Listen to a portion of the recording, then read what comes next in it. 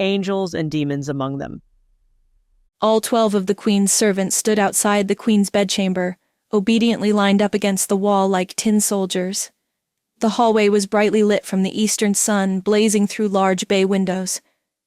Despite the vivid sunlight, the expressions on the servants' faces were dark and mournful. Aolin stood at the head of the line closest to the bedchamber door. She was crying. He Young tried to soothe her as Hua Zhuang and Hyosun tended to the other servants to keep them poised and attentive. The king was just inside the queen's bedchamber, and he did not suffer servants to behave in a forlorn manner while in his presence. Inside the bedchamber, Shayla sat upon a quilted seat next to her vanity. Kaelin stood over her. His expression was cold and his lips curled at the corners into a slight snarl. There was bitterness and hatred in his eyes. Shayla avoided the darkness at his gaze at all costs. The look on Kaelin's face was indicative of him being at the precipice of losing his temper and flying off into a dangerous tantrum. However, though Shayla feared his demeanor, she could not help but express her true feelings. "I despise Falson," she said quietly and without apology. "I even hate his very shadow."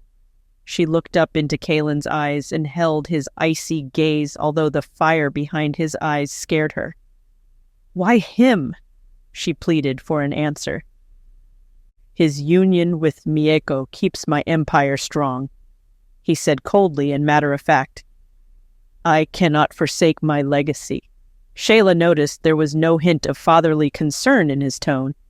"Legacy?" Shayla asked. Again her voice was quiet and measured. "Then why do you forsake your family?" Her words hung in the air, held like an invisible guillotine above Kaelin. Kaelin beamed daggers at Shayla, but he maintained indifference in his posture. "I have forsaken you no more than you have forsaken me," he said with bitterness spilling over into his intentions. His words rang true and spoke to the heart of Shayla's concerns. Yes, she had risked too much in allowing Da Moray to observe her father's training. By birthright, Da Moray was entitled to Emperor Gerwolf's legacy of Rising Sword, but when Kaelin denied her, Shayla was secretly furious. She'd chosen to take advantage of the little-known secret passage above the courtyard, as much to defy Kaelin as to grant Da Moray her birthright. Now, she was paying the price for her actions, and her innocent daughters would suffer. Shayla had risked too much, and the only benefit in Kaelin's actions was that she, Mieko, and Da Moray were still alive. "Mieko will move to a private bedchamber," Kaelin added with finality before delivering the final blow. "And Da Moray will move from your quarters and sleep with the servants." "Yes, my lord." It was all Shayla could utter as he stared at the intricate woven pattern of the fine animal fur beneath her bare feet.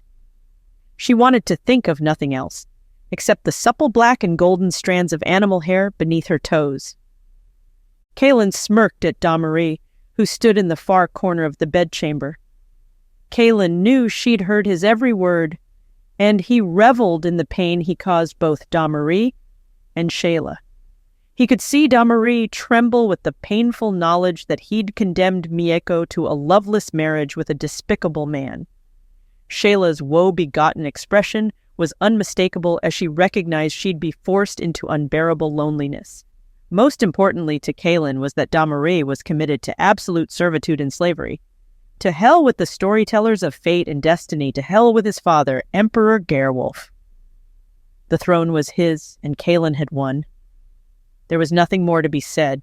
He turned on his heels and marched out. Shayla's gaze remained rooted to the floor. Da Moray approached from behind. Her hands were trembling as she balled them into tight fists. She wanted to scream, to yell, and to curse the king as the last echoes of his plotting grew faint in the dark and chilly hall. Everything seemed dim and cool now. Outside, the sun seemed to retreat behind gray clouds, casting an eerie, bluish tinge across the countryside that stretched as far away as the black wildwood in the distance. Da Moray took a deep breath to remain calm. She was, after all, a servant, and her anger had no place in the presence of a queen. Surely there is something we can do? She pleaded, hoping that once again her mother would rise to the occasion, cast away the weakness of her depression, and sort things out as only a mother and a queen could. But there was no miracle. Instead, Domri got a blank stare from Shayla. Be grateful Kaelin's present anger has bounds, she mumbled, and there was no sarcasm or irony in her voice. She was indeed grateful, despite the sadness raging through her body. And what happens to Mieko? Domri demanded. Her voice was soft, but there was more anger, more fury in her voice than she had ever expressed to Shayla. Shayla sensed the curtness in Domri's tone, but she chose not to react. She did look up into Domri's eyes so that the girl before her, the girl who was also a woman now, could see the despair in her own eyes despite the seeming ambivalence in her posture. Mieko is a woman now, Shayla said. Is that it? Domri wondered. Was that all her mother had to say? Shayla's words did nothing for Domri but elicited more anger as Domri struggled to stifle the heat growing within her and stuff it somewhere deep down inside. When her anger had subsided, she felt weak and frail. She cast her gaze outside, through the windows, and took a moment to consider all the events that attacked her existence and happiness like a plague. She was instantly miserable, and tears forced their way out and down her face. First you deny me, she started, and then you allow my sister to be taken from me. I am losing everyone I love. She didn't wait for a response or correction from Shayla. She knew no words were forthcoming. The situation would not change, and neither would the overwhelming sense of hopelessness careening through her body. Domri tugged her veil over her face and pulled her hood atop her head as she stormed out past Eolin and ran down the hall towards the servants' quarters. Eolin also was crying. She wiped the tears from her eyes and stepped inside. Shayla was at the window now, standing barefoot atop the cold stone floor. Her eyes were fixated on the black mountains in the distance. Is there anything I can do, Empress Shayla? Eolin muttered. Bring Mieko to me, she said quietly and without emotion. There is much we need to discuss, as women. It was all that needed to be said. Eolin understood that this day was written in the fate of any princess. It was the day that politics, resentment, revenge, and retribution overwhelmed any aspect of love. Duty called. Every queen before Shayla and every queen after her would be forced to endure this day, the day they would usher their daughter, the princess, into the lion's den. Eolin nodded solemnly, backed away slowly, and rushed away.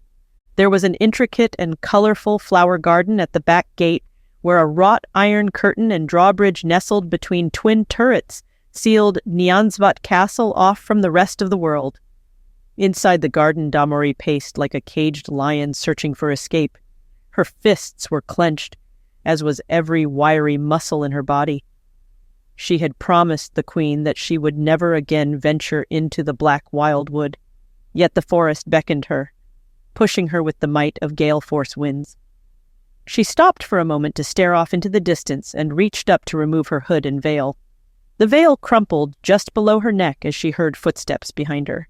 She quickly replaced it and pulled her hood tighter and spun around. I do not mean to disturb your thoughts, Safford said earnestly as he approached from behind. Domri surveyed him carefully.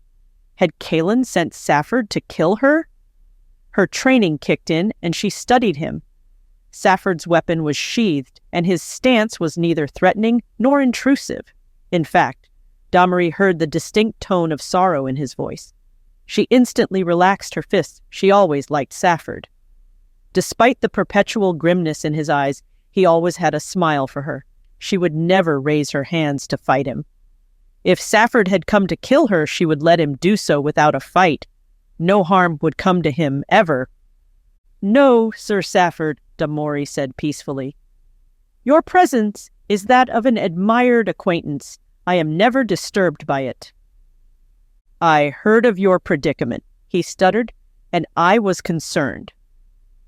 Predicament? Damori wondered aloud. Your punishment. His voice was almost imperceptible, as if he was ashamed to say such words.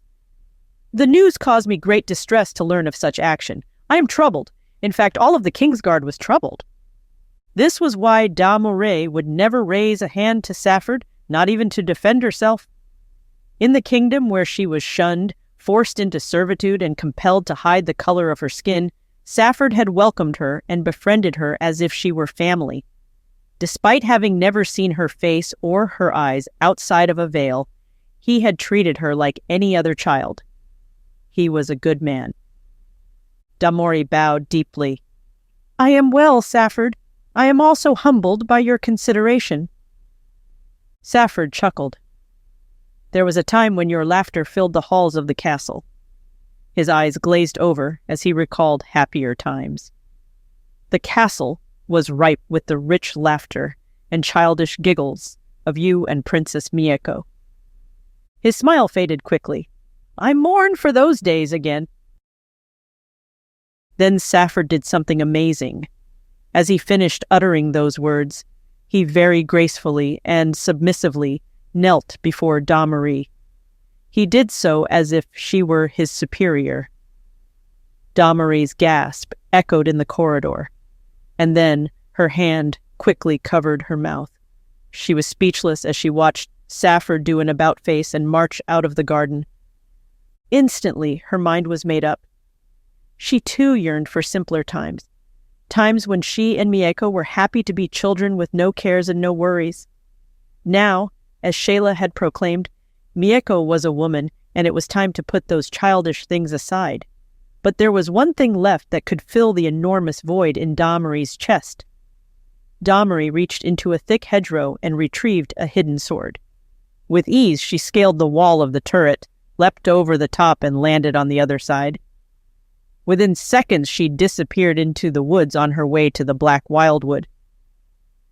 The city of Nanning was a township nestled in a valley between the Black Wildwood and Nyanzvat province.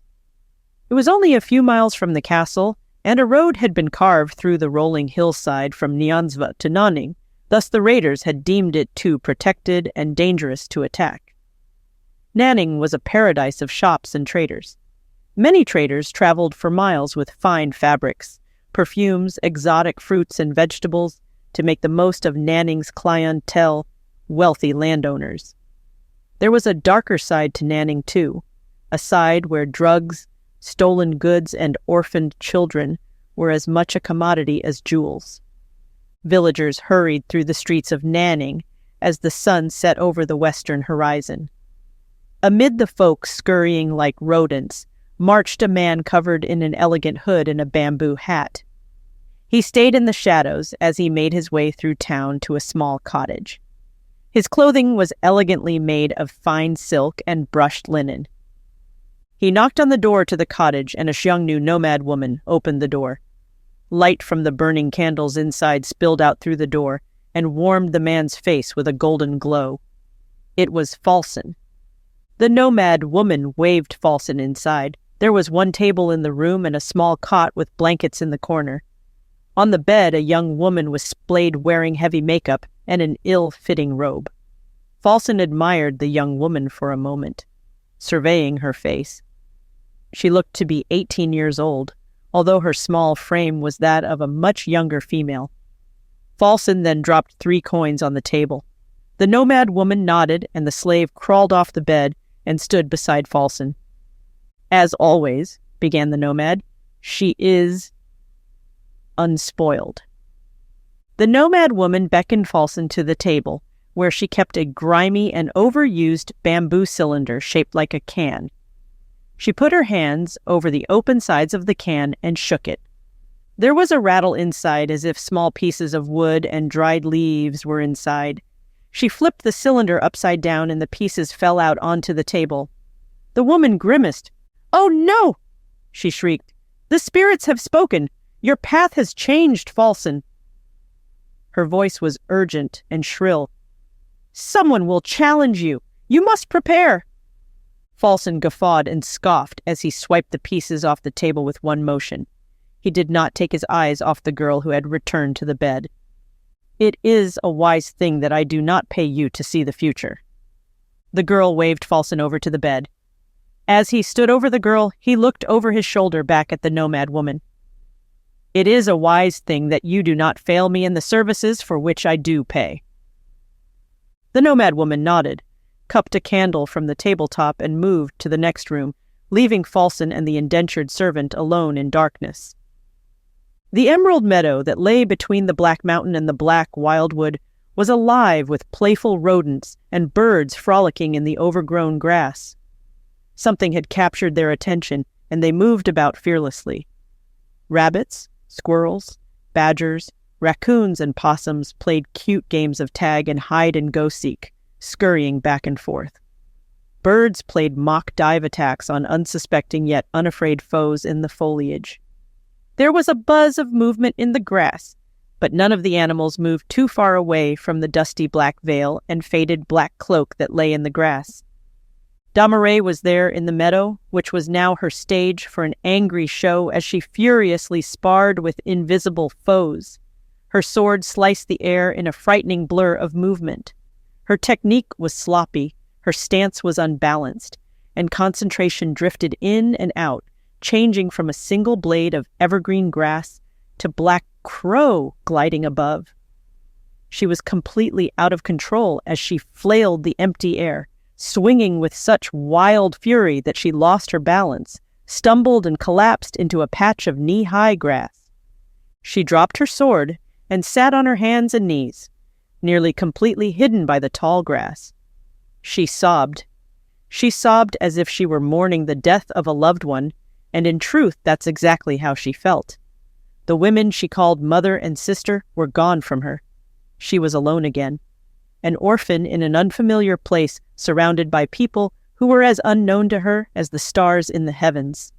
Sure, there were a few like Safford and Eolin who were special. However, for every Safford and Eolin, there were a dozen servants, guards and nobles who snickered and pointed, each time she walked by in her black cloak and veil. She sobbed and she mourned, because the life she once knew had surely ended.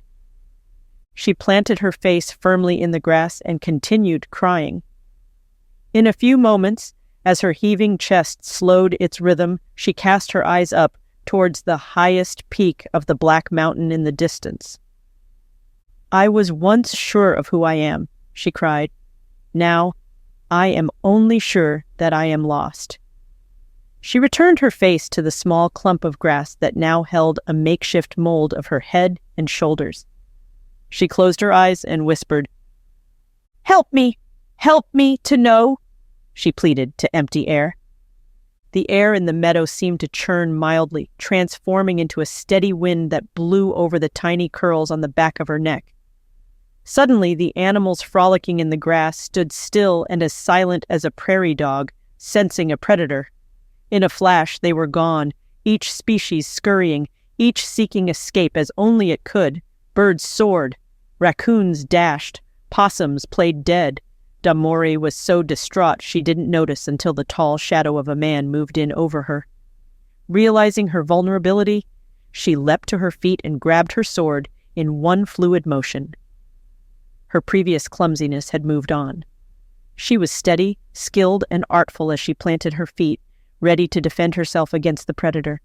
First, she had to see the darkness in the heart of her attacker. Her eyes darted left, right, up, down until they met the gentle yet piercing and regal gaze of King Nation.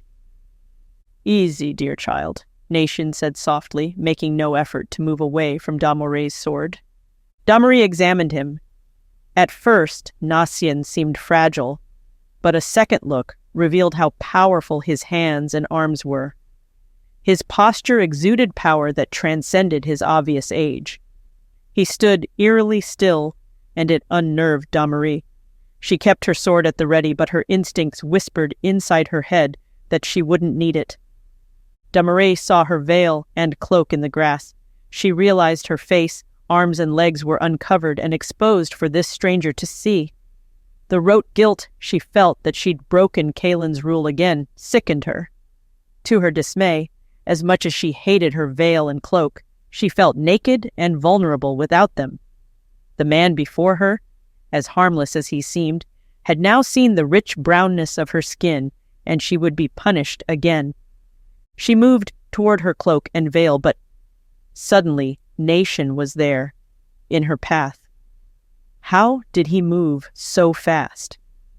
Had he even moved at all? Was he always there? "Do not look upon me, Raider." Damarie tried desperately to affect authority in her voice and tone, much like she'd witnessed Shayla expertly achieve when the queen was displeased with her servants. Nashien did not move, nor did he avert his eyes. "I am no raider," he said gently. "Who are you, and how do you come to possess such amazing skin?" There was a childlike curiosity to his voice that comforted Damarie, although she tried to shake off that foolish feeling. Still, she felt at ease enough to lower her sword. "I am Damarie," she said. She unintentionally sounded more like a princess than a servant. "I am the loyal subject of King Kaelin, servant to Empress Shayla and caretaker for Princess Miyako. That is all I will say. The shade of my skin is not your concern, and I will not speak of it." Nation folded his hands behind his back and began pacing around Damarie in a counter-clockwise motion. Although he circled Damarie, his attention was focused on the damage done to the trees and ground in the meadow. "I remember now. I saw you many moons ago with Shayla at this very place." He seemed to be recalling the event in his mind as well. "You covered yourself completely then." "Of course," she uttered with mock condescension. "King Kaelin forbids me from exposing my skin." Wait, why did I just answer another question from this stranger? She thought to herself. Nation stopped pacing and turned to face her dead-on. "Yet here you are." "Exposed," he advised her. Nation began circling her again. This time he inspected her sword, her posture, and her demeanor, much like a general would examine his finest warriors. He stopped. Damarie faintly heard him hiss with disappointment, and she immediately felt ashamed again. Why am I feeling this way? Anger is not the way of rising sword. The words boomed from his mouth like a cannon, and then Damarie knew why she felt so much like a child in this man's presence. He had unmistakable authority in every fiber of his being. Influence oozed from his eyes and his pores like an invisible gas that sucked away rebelliousness like a vacuum. She instantly believed him. No, she trusted him, but she had no idea why. "What is rising sword?" she asked meekly. "You do not know the name of your technique?" He chuckled as he playfully mocked her. She felt ashamed and lowered her eyes. "I find that interesting," Nation offered pleasantly. The words were barely out of his mouth when Nation suddenly attacked Damarie. His sword was still securely ensconced in its scabbard as he flawlessly and effortlessly pummeled Damarie high and low, counting each strike as it made contact with her body. The dull, thudding thwacks echoed in the valley as Nation smacked Damarie's arms and legs with the flat side of his scabbard. 1, 2, 3, 4, 5, 6, 7, 8! Nacien exclaimed in rapid succession. Damarie was blindsided by Nacien's speed and agility. She retreated to gather herself and mentally accepted this challenge. She would make this old man regret attacking her unprovoked. She locked her sword inside its sheath and charged Nacien. She was forceful and quick, but Nacien parried each attempt and struck again. 8, 7, 6, 5. Nacien continued. He leapt away, out of reach, and ceremoniously drove his sword into the earth as a signal that the battle was over. His eyes danced with excitement, and he had a bouncing, youthful spring in his step that wasn't present moments before. "Remarkable! Simply remarkable, child!" Nacien said with glee, as he went back to pacing around her, examining her with an insight only someone who'd fought many wars could possess. Damarie was thunderstruck. Her words caught in her throat, and she merely followed Nacien with her eyes, eagerly awaiting his next comment like a child awaiting instructions from its parents. Damarie. Damarie felt weak, as Nacien gently uttered her name. It struck her that Nasian was the only man beside Kaelin who'd ever said her name aloud. Your weakness is not your technique. It is your emotion. I can help you with that. Nasian reached into his pocket and retrieved a crisp white linen handkerchief to wipe his brow. Damori spotted the royal crest of Hengvoet embroidered on the handkerchief. A shock went through her body, and she dropped to her hands and knees. "King Nasian!" she cried with regret. "Do not kneel to me, child," he commanded. Nasian marched to her side, took her hands and lifted Damori to her feet. He took her face between his hands and took a moment to admire her as a father would admire his child. His eyes were bloodshot and old, but there was beauty in the lines on his face and cracks of his dry lips. Damori instinctively knew what it was. This man, the king before her, King Nasian, had an unconditional love for all people. "Damori, return in a fortnight to this very spot. I shall teach you twisting dagger.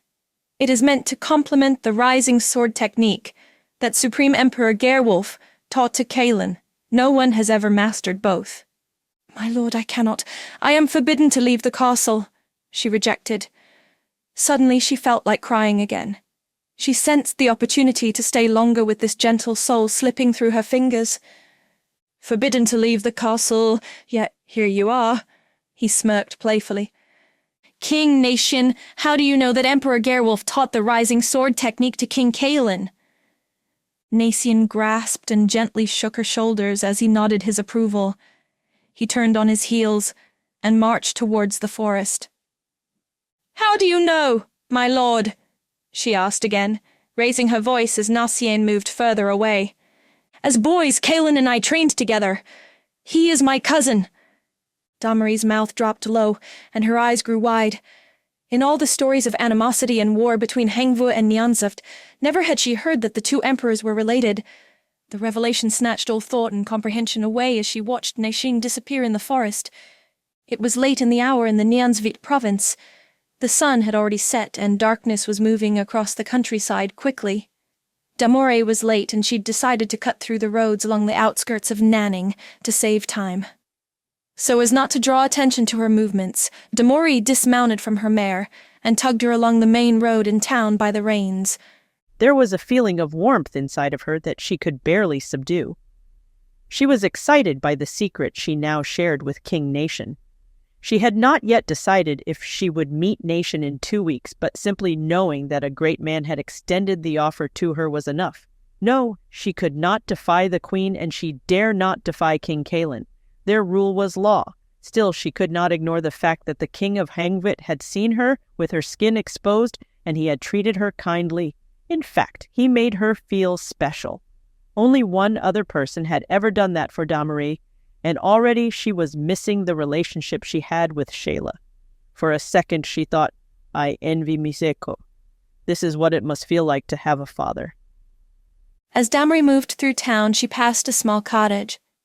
Outside the front entrance stood a man and a tiny young girl dressed in an oversized robe. The girl was thin, with a small frame and long hair that stretched down her back. Damori smiled as the young girl snuggled into the man's arms. The man hugged the girl and kissed her forehead.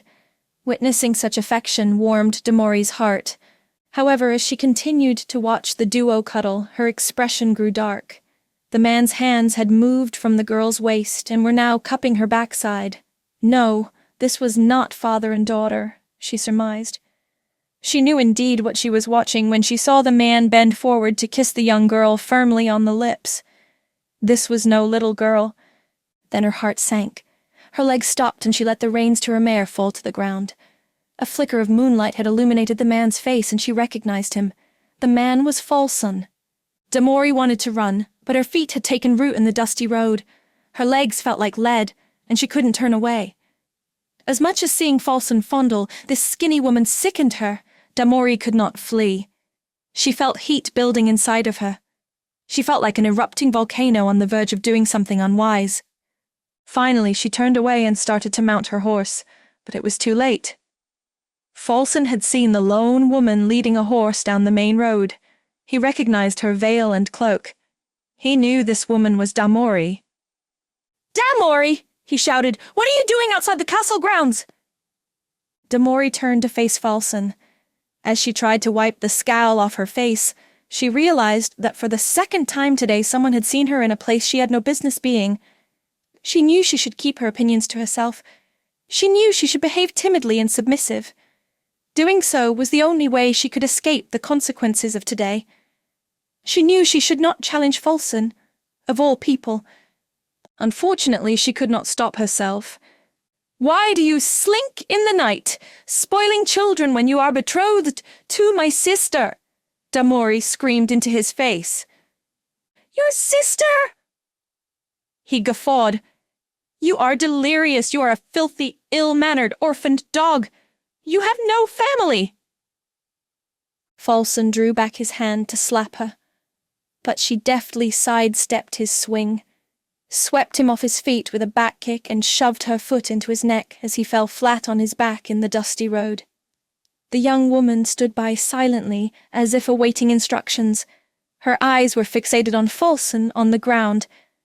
Damori caught the woman's attention and shook her head. Go home," she said to the slave. "Do not dishonor yourself with this man again. Promise me." The woman was silent. "Promise," Damori demanded. The girl nodded quickly and ran back into the cottage. "You move like Kaelin. How can that be?"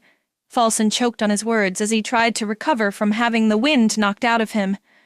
"Shut your mouth," she demanded as she unsheathed her sword and placed it against his neck. "You would fare better to watch the movement of my sword, villain. You ought to be joined with a princess. How dare you sully that union?" "Young and wise, Damori," Falson said remorsefully. "Your words carry great conviction, like a true protégé of Empress Shayla. You are right about me. I have dishonored my future wife and my king. I beg you, have mercy. Allow me to regain my honor." Damori studied his eyes. She could not determine if there was deceit in his heart, but his words were perfectly uttered. She decided to trust him. She returned her sword to its sheath and lifted her foot off his throat. "Mieko is pure and loyal, Sir Falson," she offered. "Do not foul her bed because of your association with filthy desires." Damori mounted her horse and glared one last time. "You look at me as if I am a dog," she started. "If that is true, know that my tongue shall wag freely at the king's ear if I ever again hear of your misdeeds." "I swear." "Bless you for mercy, Lady Damori," Falson exclaimed as he nodded his agreement. Damori slapped the reins and dug her heels into the horse's sides. The mare reared up on her hind legs and galloped away, leaving Falson prone in the dirt, looking up at the cloudy skies. Nyansvat was quiet and dark as Damori tied her mare in the stables just outside the rear gate. She moved through the grounds, past the outer garden, onto the rear gate. She scaled the gate with ease and found the special hiding place for her sword on the other side. She took a moment to cast her ear to the air and listen. All was quiet. She could see guards posted under flaming torches at entrances to the castle. Their presence was no concern. She would not be entering through the main hall. She would be sleeping on a cot in the servants' quarters tonight, just as King Kaelin had commanded. She would no longer feel the warm skin of her sister Mieko, or hear the rhythmic breathing of Shayla as the three women snuggled in the queen's bed together. Those days were now part of the past. The servants' chamber in Nyansvat Castle was dark and quiet too. A small room had been reserved for Damori upon Kaelin's command. As Damori entered, she took a moment to consider her surroundings. It was different, but she was grateful. She had a roof over her head, a bed to sleep, and she had privacy. She was grateful because it was more than some so-called orphans had who lived in the outskirts of the farming towns of the province. She'd accompanied Empress Shayla on several charitable trips to villages and towns, and had personally witnessed poverty and despair in its most ugly form. She was grateful for what she had, because Empress Shayla had given everything to her freely. Damori felt such gifts were expressions of love, a love she could never fully repay. Damori navigated the darkness in her room and found her mattress on the floor, using her bare foot and toes. Damori flopped on the mattress. There was no need to change clothes. She would be getting up early to work with the other servants in the kitchen and the gardens. Suddenly, the hairs on her back raised, and Damori felt a tingle in her spine. She'd been so tired as she entered the servants' quarters that she was careless. She hadn't realized that someone else was in her room. At best, it was Shayla, ready to scold her for leaving the grounds. At worst, it was King Calin or Falson. Damory sat up slowly. Now was not the time to demonstrate how adept she was at defending herself. She reached for a candlestick in the corner and struck a match to light it. When she lifted the flame, she saw Mieko sitting in the dark, impatiently tapping her feet. "Where have you been?" Mieko demanded. Damory was happy to see her sister, but she became instantly annoyed, knowing that Mieko would soon be married to Falson. It wasn't Mieko's fault, but who could Damory blame for losing the relationship she came to know as a sister-to-sister kinship? "I have been out," Damory uttered as she stood defiantly. "Out? Out where?" Mieko challenged. "I needed you here." "I am a servant." There was a sarcastic tone in Damory's words. "I have duties and chores beyond your needs, Mieko." Mieko was hurt by Damory's choice of words, and she knew something was wrong. She resisted the inclination to lash out and sought to resolve the rift instead. It was something she'd learned from her mother. Serving anger on top of highly charged emotion often was a winless situation. She took a deep breath, calmed herself, and stood poised as she delivered her carefully chosen explanation. "I do not call upon you for duties and chores," she said reassuringly. "I call upon you as my sister. I have much to tell you, but I struggle to put this delicately." "Softer words cannot change the stench of what will be," Damory said firmly, and immediately she felt as if she would vomit. She was not accustomed to behaving with such belligerence. Mieko had enough. Her hands went to her hips and she glowered at Damory. "Why do you speak with such bitterness?" Mieko reached out and held Damory's arm, but she angrily yanked it away. "Bitter?" she retorted. "Is it not bitter to forsake me, your friend and your sister, in order to wed a demon?" "I do not desire this." Mieko's voice was shaky and high. "The king commanded it. I want none of it, and you should know this about me, Damory. What inspires such wretchedness from you?" Damory plopped down on the bed again. She was suddenly exhausted, and every muscle in her body ached. She couldn't determine if the aches she felt came from the beating she endured while sparring with King Nassien, or if she felt lingering phantom pains from the lashing she received days ago. Still, she was physically tired, and she was weary of being an emotional wreck. I am sick with anger and despair." It was all she could muster as her body slumped and slouched. The energy seeped from her flesh like a sieve. She wanted to cry. She wanted to sleep. She wanted to fight. But she had no energy for anything. "Then I beg you, for a moment, temper your feelings and consider mine." Mieko was pissed now. "I am the one who must give her soul and her body to a husband she does not desire."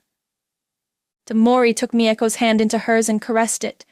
She knew she had been a horrible, selfish sister.